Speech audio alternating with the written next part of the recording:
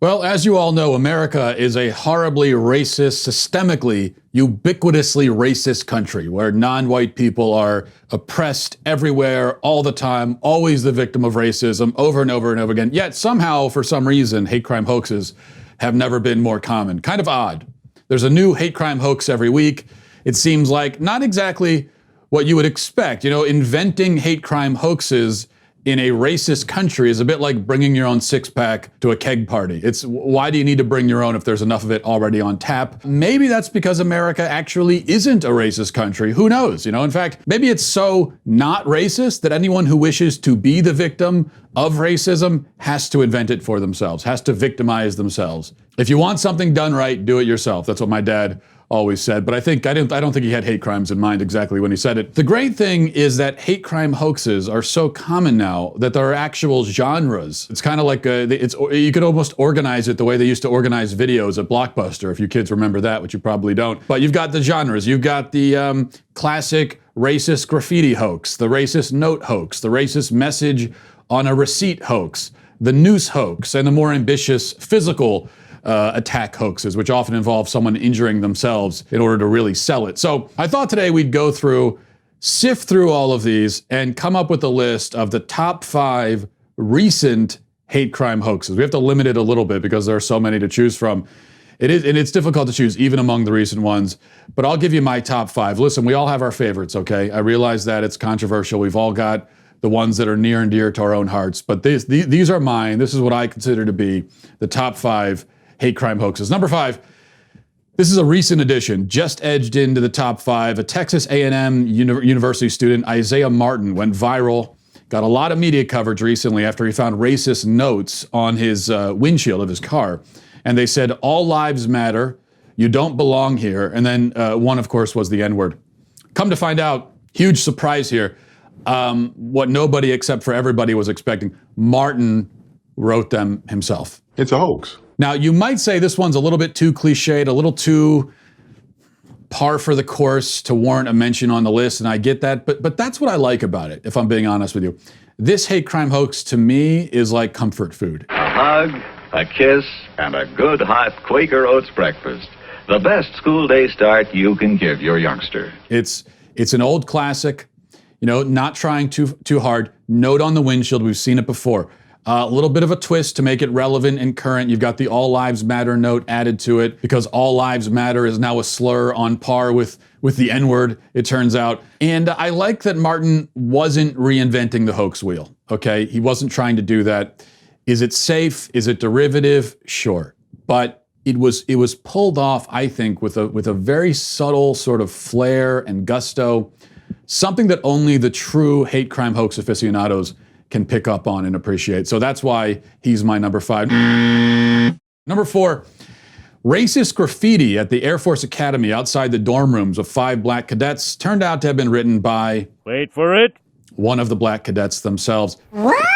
The message said, "Go home," and there was a racial slur as well. What pushes this one over the edge and earns it a spot on the list for me is that the hoax hate crime prompted the superintendent of the school to give an impassioned speech about how bad racism is. If you can't treat someone from another race or a different color skin with dignity and respect, then you need to get out. Listen, guys, that takes a lot of guts to say that. To come out against racial slurs, to be anti-racial slur, I mean, that's you got to have a backbone for that, because we know, of course, the pro-racial slur camp is so powerful and influential. So it's very gutsy to stand up like that and say, you know what? I'm against racial slurs. I don't want them. Don't like them. I'm putting my foot down right now. I don't like racial slurs. That takes guts. I'm against crime, and I'm not ashamed to admit it. And so I guess that's why I'm going to put this in the top 5, because it gave an opportunity for that courageous stand by the superintendent, even though it turns out that the slurs were written by the slurred. He who was slurred was also the slurrer, as it turns out. Now we get to the top 3. The competition here is fierce. Number 3 is another recent one, another very recent one. A politician in Oregon, Jonathan Lopez, received a deeply disturbing letter from an awful, dangerous bigot named Jonathan Lopez. Here's what the fake letter said, the fake hate letter. It said, Mr. Lopez, you're not welcome here and will never be anything in this community or state. Don't waste your time trying to become anything in this county. We will make you never win, or we will make sure you never win, and your family suffers along with all the other effing Mexicans in the area. Sincerely, America. You've got to have very low self-esteem to talk to yourself that way. I can just imagine Lopez in his bathroom, looking in the mirror, talking to himself. You'll never win. I hope you suffer. His wife shouts from the other room, honey, what are you doing in there? You're not hate criming yourself again, are you? We talked about this. Even though I put this at number 3, the reason it isn't number 1 is that the script just didn't come to life for me. It didn't resonate. This isn't what a real racist letter would sound like. It just wasn't happening for me, dog. I mean, I hope you suffer like all the effing Mexicans in the area. Sincerely, America at the end. No, that's what a racist on an episode of Law and Order in 1996 sounds like.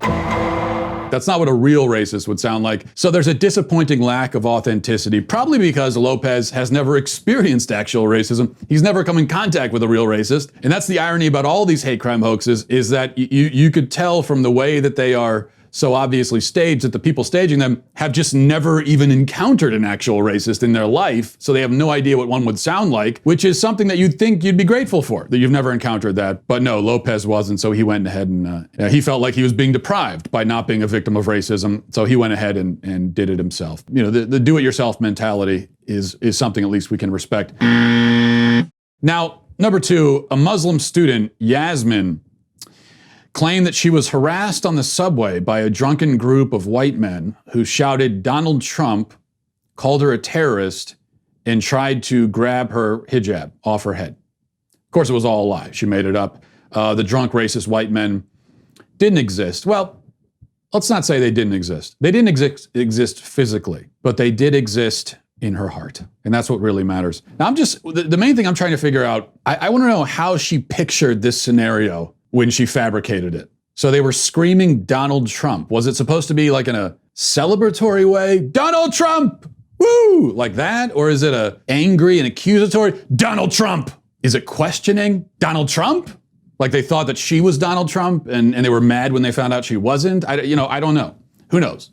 The plot wasn't quite developed as much as it needed to be. Some loose ends, some plot holes. I really hope somebody got fired for that blunder. As is so often the case, but the reason I put it at number 2 on my top 5 list is the motivation, the reason she came up with it. Apparently she was late coming home from a night out. She broke her curfew, so she made up this story to her dad so she wouldn't get in trouble. Now that is quick thinking. I appreciate that. And I remember, I tried this once as a teenager myself. We've all done this. This is an old tactic we've all tried. I remember once I came home at 2 a.m. My dad demanded to know where I had been, so I said that I was accosted by drunken white men on the subway who grabbed my hijab and shouted Donald Trump. And then my dad pointed out that there are no subways in my area and that I'm not a Muslim woman. And then he wanted to know why they were shouting the name of the host of The Apprentice. You do such a disservice when you lie about things like this. So it didn't exactly work out for me. Didn't work out for Yasmin. It usually doesn't, but she gave it literally the old college try. That's why she's number 2 on the list. Finally, number 1, the moment we've all been waiting for. And of course, you saw it coming a mile away. I'm not going to surprise you here. I'm not trying to. The top spot has to go to the crowd favorite, the all-time great, the undisputed champion of hate crime hoaxes, Jussie Smollett. Jussie Smollett. Jussie Smollett. Juicy Smoothie. Now, I know you might say it's a little bit too obvious. It's like picking Citizen Kane as your greatest film of all time or something like that. But you've got to pay respects to the classics. That's just how I feel. Jussie, and he earns his place as the number 1 fake hate crime. And I'll tell you why. And there's a lesson here for everyone. I think it's an inspiring lesson. He didn't settle, okay? A lot of hoaxers, they're going to claim just that someone shouted racial slurs, or just that they found a noose, or just that they were attacked. But Smollett, he took them all. He said, I got to have all of that. Get in my belly! Okay? He wasn't going to settle. He had the courage to say, no, I deserve a better hate crime. This town deserves a better class of criminal. I deserve all the hate crimes. Give me all the hate crimes. Some might say this is greedy. I say this is the American spirit. This is ambition on his part. I get the idea of pissing people off. And so he combined them all into one great pot and stirred them together and made himself a delicious hate crime stew. For pure ambition, I award Jussie Smollett the top spot on the list. I think would-be hoaxers everywhere and for all time can look up to him, and for good reason. He's the role model. He's the guy you're looking to. He's the high water mark that you're trying to achieve. In fact, I think if you made a Mount Rushmore of hate crime hoaxers, he's going to be on it. And actually, who knows, with the way things are going, they may actually put him on the real Mount Rushmore.